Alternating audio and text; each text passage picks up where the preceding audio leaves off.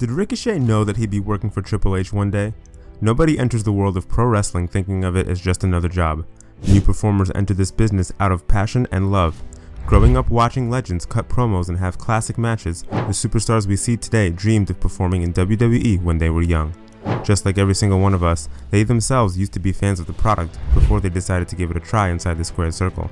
Over the past several years, the internet has done a fine job of showing us pictures of wrestlers meeting their beloved heroes. So today, let's take a look at a few superstars when they were fans and how they got into the business right here on JR Slobberknocker. Let's get right into it.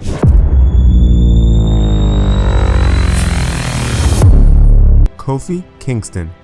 There might not be a single soul in this world who doesn't love Kofi. Everything about Kofi screams awesomeness, and you can't help but smile whenever you look at him. Kofi was never meant to accomplish a lot in WWE. Fortunately, he did. After debuting on the main roster in 2008, Kofi would make a splash in the mid-card scene by winning the Intercontinental and the United States Championships.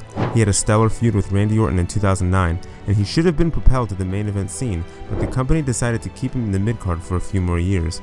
Kofi eventually got a massive push as part of the New Day, and after winning multiple tag team championships, Kofi finally made it to the top by winning the WWE Championship in 2019.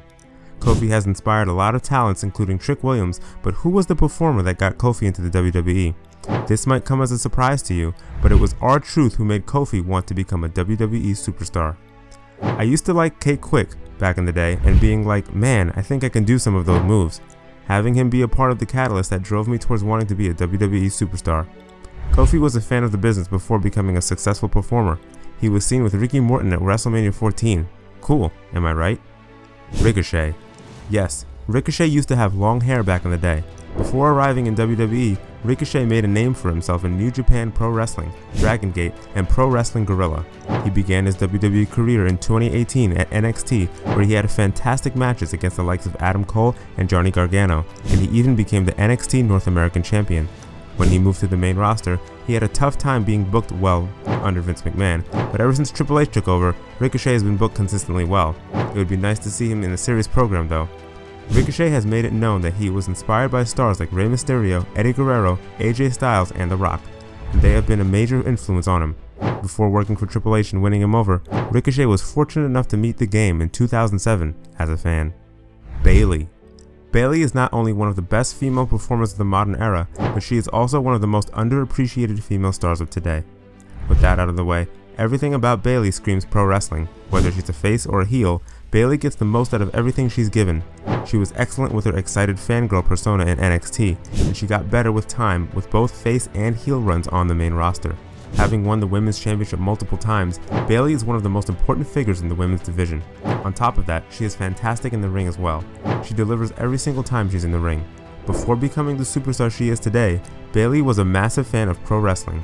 There are plenty of photographs of Bayley with stars like John Cena and the Iron Sheik before Bayley became a pro wrestler, while wrestlers like Bret Hart, Eddie Guerrero, and the Hardy Boys were major influences on Bayley. She made it known on the Under the Ring podcast who her early influences actually were. I would say Candice LeRae. She was the only California girl at the time, so I remember seeing her and being like, man, if I can wrestle her and get over to Southern California, that would be really cool and I could learn a lot. Sarah Del Rey was a big one. When I first started watching Shimmer's DVDs, it was the Canadian Ninjas who were so awesome. I love their character stuff, I love the timing in the ring, and I love their personalities and everything. It's Portia Perez and Nicole Matthews. Pretty cool stuff, right? Bayley's biggest rival used to be a massive pro wrestling fan too. Sasha Banks.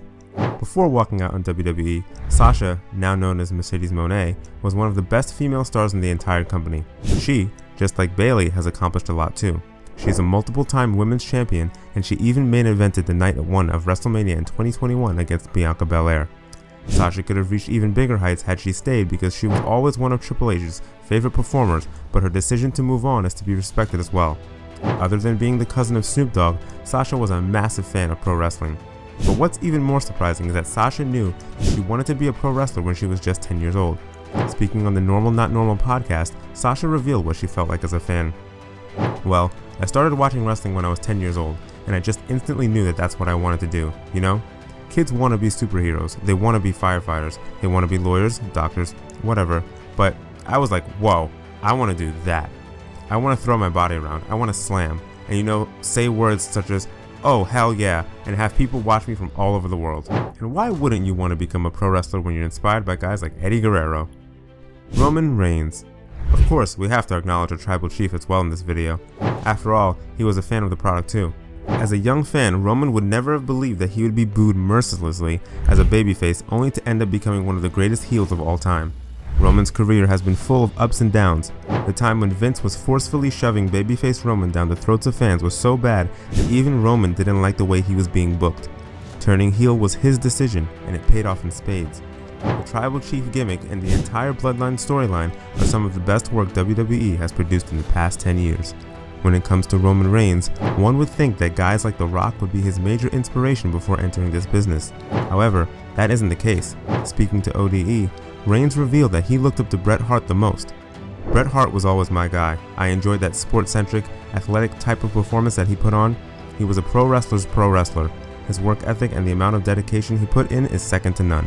Even Natalya told Sportskeeda Wrestling that Roman told her that Bret was the reason why he wanted to become a pro wrestler. A goat acknowledging a goat.